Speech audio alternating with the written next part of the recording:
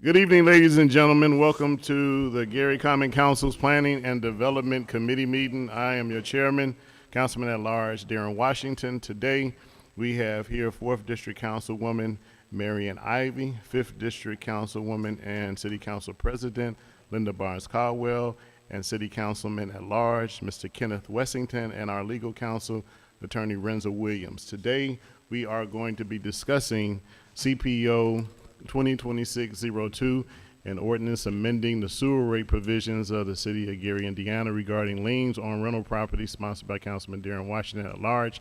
At this time, we are going to take comments from the list of individuals who have decided to speak today. So first, today we have Nancy Miller Hanna. That person here? Did I say the name wrong? Okay, thank you. Next person is going to be Mr. John Allen.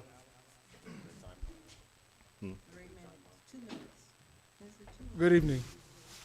Well, I want to just get something out the way so nobody is listening is confused. This is not about the notice from the previous suit and settlement in lieu of dismissal in lieu of settlement for the notices for 60 days, late past due within 20 days. I have one here directed to me for March 2nd, 2026. So that's being filed and that's not of issue here.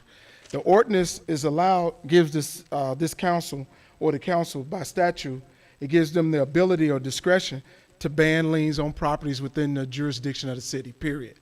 So the answer is to whether it is lawful, yes. Whether you guys do it and it still remain lawful, the answer to that is yes too. But it's a fallacy floating that if you do this, it would harm the public in some type of way, as if it would be bad policy. With regard to the bad policy or potential bad policy, it would drive up rent rates or it would drive up the requirements for most of the tenants to get into properties. Because as landowners, we may be overzealous, there's no regulation in what we may ask for deposits to cover our tails for these bills they may leave us with. That's number one. I think the current mechanism that's being used now suffice. It's also an argument that's been made previously by various Gary Sanitation District Council that they're not doing liens or wouldn't pursue a lien. Why argue so hard for your right to do something you claim you're not doing anyway? That doesn't make sense. That chases its own tail. And lastly, as a last resort, I remind the council that it's a difference between taxes and fees. I gave you guys, I know I didn't have enough time to speak, but I gave you guys a legal outline of that and how the Indiana courts, being supreme, and the appellate courts have treated taxes and fees.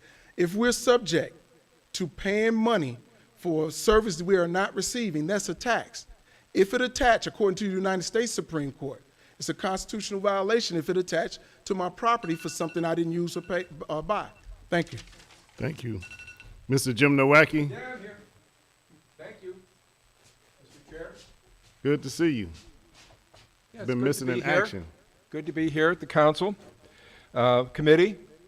And while I would encourage the council to take action in favor of passing this ordinance, you may or may not, I would want to speak directly to the question of the difference between taxes and fees, not because it just affects the way this is going to be handled, but also on other portions of your tax bill. I don't know how familiar you are with the actual tax bills that go to the thousands and thousands of residents in Gary. But one of the, two of the items that appear on the tax bill are what's known as the the Gary Sanitary District water, stormwater fee. The stormwater management fee appears on your tax bill.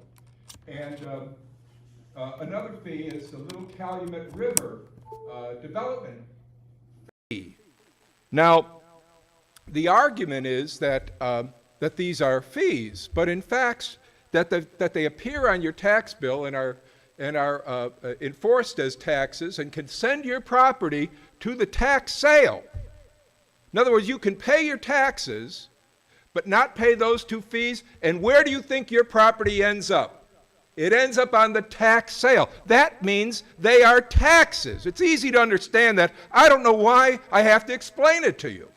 But the fact that it's a tax and not a fee affects us under the Indiana State Constitution, because the Indiana State Constitution restricts the amount of taxes that can be levied on properties. 1% for homeowner properties, 2% for residential non-homeowner exempt properties, and commercial. So we have to look not only at this, Thank maybe you, pass Mr. it, Nowacki. but let's see We're what not we're doing with the other discussing the parts of the ordinance tax at bill. hand. Thank you. Have a nice day. Yeah, thank you very much. All right. Mr. Chairman. Next, Mr. Andy Young. And I will remind the audience, please stick to CPO 2026-2, an ordinance amending sewer rate provisions for the city of Gary regarding liens on rental properties. You ought to be ashamed. Yeah, the Gary sanitation fee is a perfect example of a user fee. That one's not a tax. And as such, the landlord, Mr. Young, could you talk directly in the mic? oh, Thank sure. you. As such, the landlord is not getting any use of that service. I mean, that's being received by the tenant.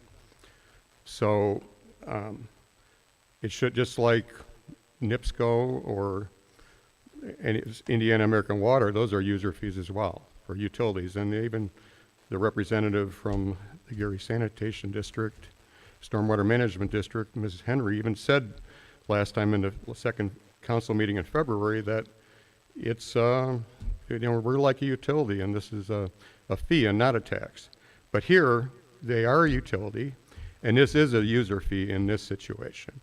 And it shouldn't be able to attach to the property. Then when it does that, then it functions like a tax. It should follow the person. They should have every enforcement action that any other utility has. Send them bills.